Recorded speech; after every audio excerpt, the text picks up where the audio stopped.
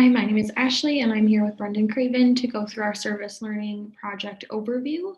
We went to Primrose Assisted Living for 5 weeks.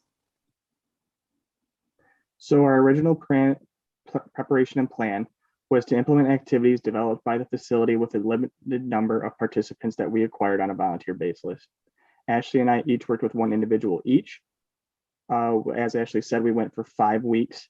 The community needs included they had a decreased interaction and social involvement due to the COVID-19 pandemic, and they also needed to get physical activity as well. So our activities were to help them regain the lost leisure activities and social interaction. So our learning objectives for the service learning project for the clients included increasing their weekly socialization with members of the community bi-weekly, as demonstrated by sustained conversations that they would be having with us and with the staff at Primrose, and an increase in physical activity and leisure activity participation, with them participating in at least one activity a week to improve their physical health and well-being. For the students, our goals were to develop skills to run group sessions with 2 to 5 individuals while teaching skills necessary for occupational balance and performance within this population, and also to develop skills necessary to build a rapport with individuals biweekly and create meaningful and professional relationships. So for implementation, our responsibilities were to implement the activities that they had developed, but we did have some leeway in what we could do and kind of adapted with the times. We also obtained an informal occupational profile each week, and we sustained safety protocols regarding COVID-19. We wore a mask, we wiped every piece of equipment down. So the involvement of the population, we provided hands-on care to the older adults by participating in direct activities with the participants. I did physical activity with my in particular patient, and Ashley did social interaction. That was just what our patients wanted and needed. So the evaluation tools were non-standardized evaluations such as observation and interview of the participant behavior and staff interviews regarding the participants as well. For the measurement of the outcomes, we had informal measurements of outcomes at the end of each session. We asked the clients how they were feeling, if they enjoyed today's activities, and what they would like to do next time.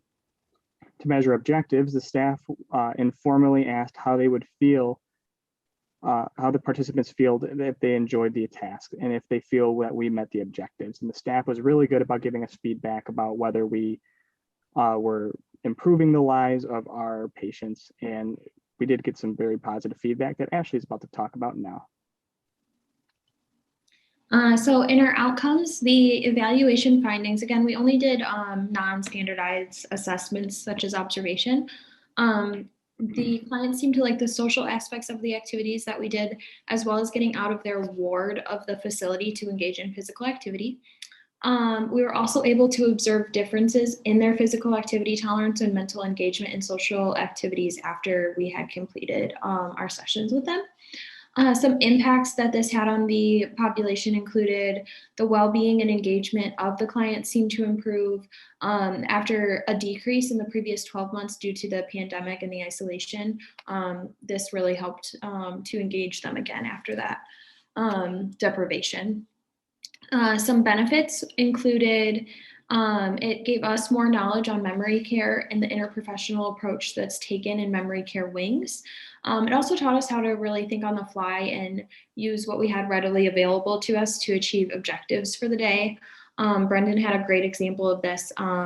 We could not get the Wii to work that the community had. It didn't have batteries in the remotes.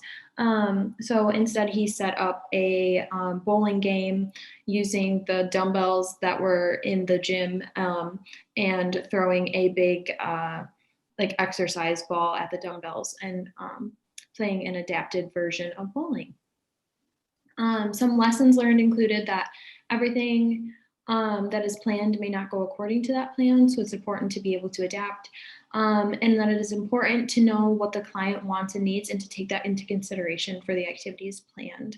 Especially in this population, they're very motivated by kind of getting to do what they want and what they feel like they need, and having that autonomy was very important to them.